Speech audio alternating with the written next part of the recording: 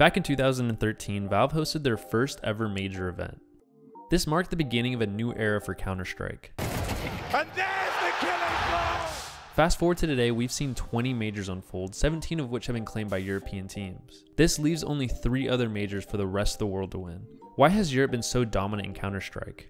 What sets them apart, and does the rest of the world even have a chance to catch up to them? Today I'm going to reveal the true reason why Europe is the best region in the game of Counter-Strike.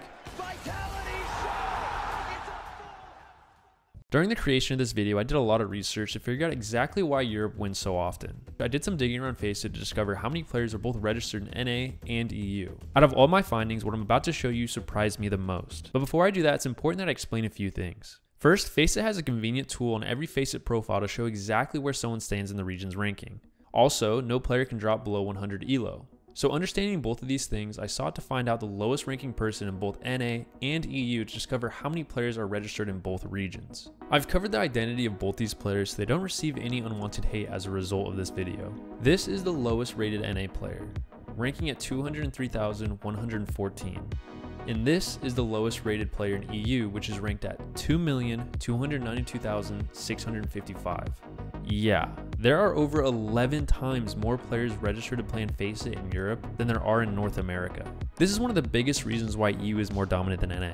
It doesn't take an expert to understand that a bigger player pool will result in more players for professional teams to pick from. But these numbers also imply that if an NA team has 1,000 players to choose from to make their best possible 5-man team, an EU team will have over 11,000 players to choose from to complete the same task. But the incredibly low population on NA servers also results in another even bigger problem. Due to the design of FACEIT matchmaking, players that are in North America that are 3,000 ELO or more will often play against significantly lower skilled players. This is because there's nowhere to pull other players from.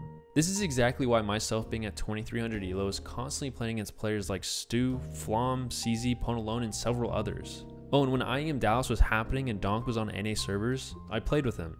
Twice. At the time I was sitting around 2100 ELO and he literally had twice my ELO, but there just wasn't anyone else online on NA servers that could be put in his lobby, so they just grabbed me. Now I'm not playing against these players because I'm a great player that should be, I'm playing against these players because I'm the best FACEIT can offer in NA at the time.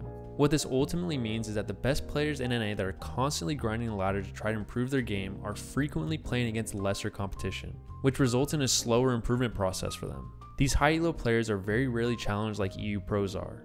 It's like going to the gym wanting to build muscle, but instead of putting weights on the bench, you're just pressing the bar over and over again. But this problem doesn't just stop with a lack of competition on FACEIT. We're geographically locked out as well.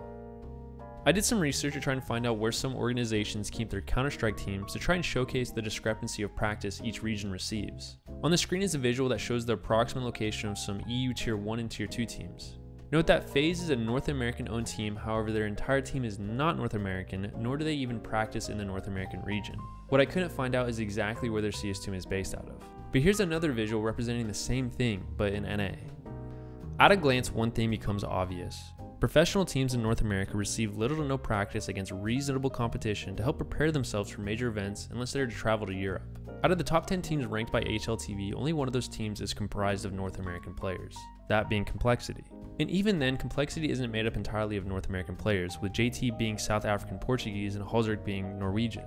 The next team following that is Team Liquid, ranked at 14th, which currently has only hosted 2 North American players. Year-round, European teams have the opportunity to play against other top-tier teams in order to better prepare themselves for upcoming events. Along with that, they don't have to travel to do so.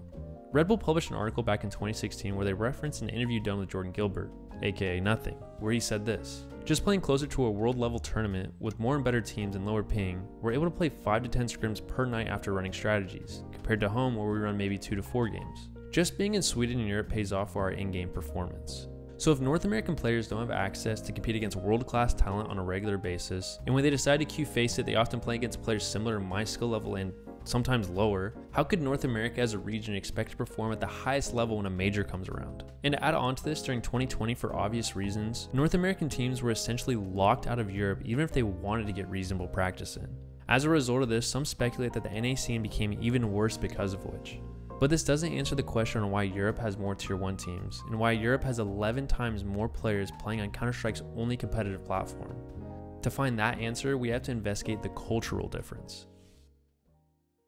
An article posted by the Creatives Unite newsroom claimed that Europe accounted for more than a quarter of the world's total revenue in esports. This isn't just for Counter-Strike, but for all esports. Along with this, gaming is a widely accepted activity and profession within the region.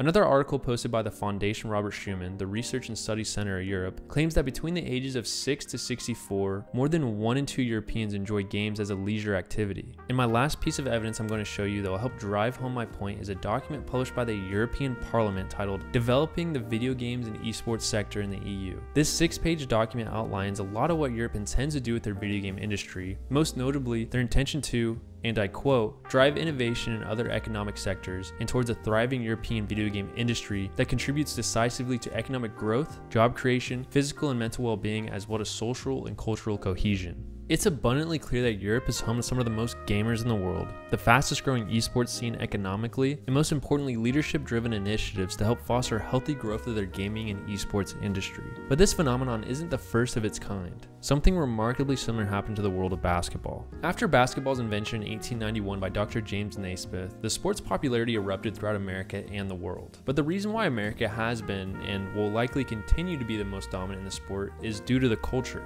In the United States, basketball is played in every educational system. There are countless community programs throughout the country that appeal to every kind of skill level you can imagine.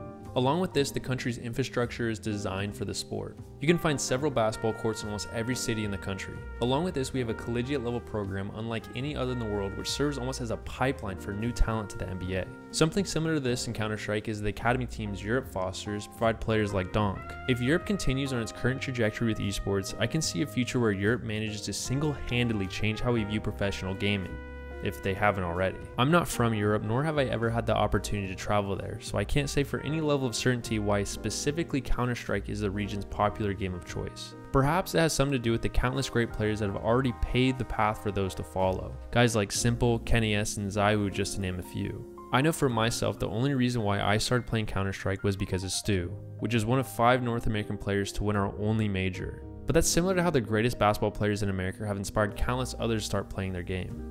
What I'm trying to say is this: for a region to be world leading in anything, it requires a cultural driven want and need for something. That's the real difference between Europe and any other region in the world. I want to thank you for watching my take on why Europe is a leading Counter-Strike region. If you found the video entertaining or if you learned something from it, be sure to leave a like. Also, I want to quickly give a massive thank you to all the Ride or Die YouTube members. You guys truly inspired me to keep making content and keep improving the videos I release. Also, before I end the video, I want to invite you to the Ride or Die Discord, where you can find people to play with, ask CS questions, join giveaways, or just pop in to hang out. Also, be sure to use my promo link below to get a deposit bonus the next time you use Skin Club. But that's all I got. Be sure to give the video a like, and if you want to stay up to date with my content, be sure to subscribe and hit the bell to be notified. Thanks for watching. Donk, is that you?